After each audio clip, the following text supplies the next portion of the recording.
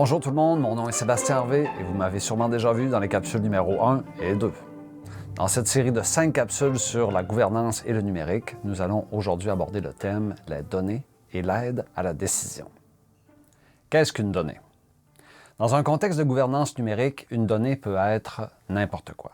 C'est quelque chose de simple, de brut et qui devra être traité. C'est quelque chose qui devra être traité par une personne ou encore par un ordinateur. Le contenu d'une donnée peut être autant du texte, une image, du son, une vidéo, des chiffres, etc. Une fois que la donnée sera mise en contexte et interprétée, elle deviendra progressivement une information. Donc quelque chose d'utile qui peut être partagé, qui peut être analysé. En s'appropriant cette information, on crée de la connaissance. Et cette connaissance est utile dans la gestion collective de nos organisations culturelles, de nos collectifs d'artistes, de nos démarches de gouvernance numérique. Donc, ce n'est pas le numérique qui transforme les organisations, c'est les gens qui y travaillent. De la même manière, ce n'est pas les données qui vont faire la gouvernance numérique, mais bien ce que les gens vont faire de ces données. Dans un contexte d'organisation culturelle, une donnée, ça peut être bien des choses. Qu'il s'agisse de réponses à des questionnaires, ou encore des données quantitatives, un nombre de personnes qui partagent des besoins, encore que ce soit des informations concernant un parc d'équipements, par exemple, ou des informations budgétaires, etc., etc.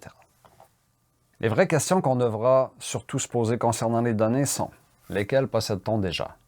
Lesquelles on ne possède pas? De quelle manière on peut recueillir ces données? Pour en faire quoi? Auprès de qui?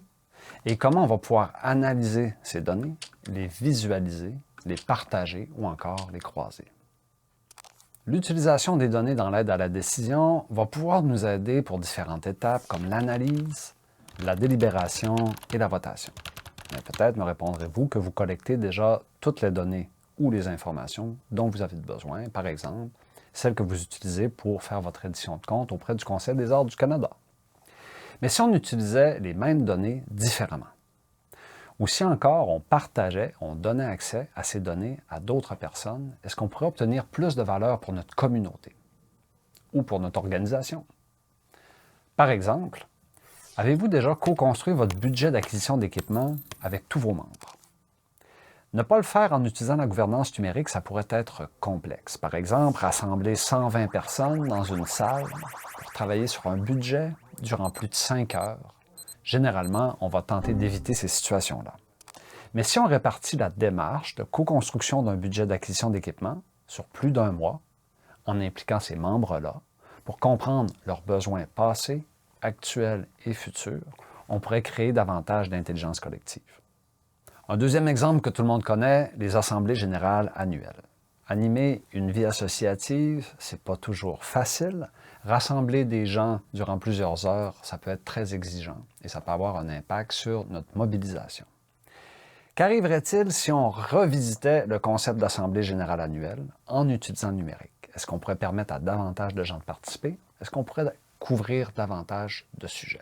C'est une manière de réfléchir nos modèles organisationnels, de peut-être innover ensemble en utilisant la gouvernance numérique. Et maintenant, une idée très importante, s'adapter, c'est l'adopter. Avant d'entreprendre une démarche de gouvernance numérique, je vous invite à revoir votre rapport à la culture organisationnelle. Il faut s'ouvrir aux valeurs de collaboration, de transparence et de participation. Ensuite, on pourra entreprendre une démarche où les processus de travail et les outils numériques pourront être mis à contribution. Cette démarche devra être faite en incluant toutes les parties prenantes de votre organisation, qu'il s'agisse des administrateurs, des employés, de vos membres, peut-être même des membres du public et des organisations partenaires avec qui vous travaillez. Les données numériques soulèvent des risques et on doit adopter des bonnes pratiques pour répondre à ces risques. L'utilisation des données personnelles, être transparent sur la collecte des données dans le cadre d'une activité avec vos membres, etc., etc. Adopter les meilleures pratiques, c'est créer la confiance, c'est faire preuve de transparence et c'est conserver la mobilisation. Les organisations culturelles ont au cœur de leur vision et de leurs valeurs tout ce qu'il faut pour pouvoir proposer une manière innovante et créative d'utiliser le numérique dans le cadre du développement de leurs organisations. Ces organismes culturels sont issus d'une culture de l'autogestion qui a plus de 30 ans d'historicité. Nous pouvons actualiser la culture de l'autogestion en utilisant le numérique. La prochaine capsule s'intéressera au thème « Quels outils utiliser pour la gouvernance numérique ». Cette série de capsules est rendue possible grâce au soutien financier du Conseil des arts du Canada, une réalisation du Centre d'art actuel Bagne, en collaboration avec le CEM et l'écosystème. Le Centre Bagne tient à remercier Sébastien Harvey pour sa participation aux capsules.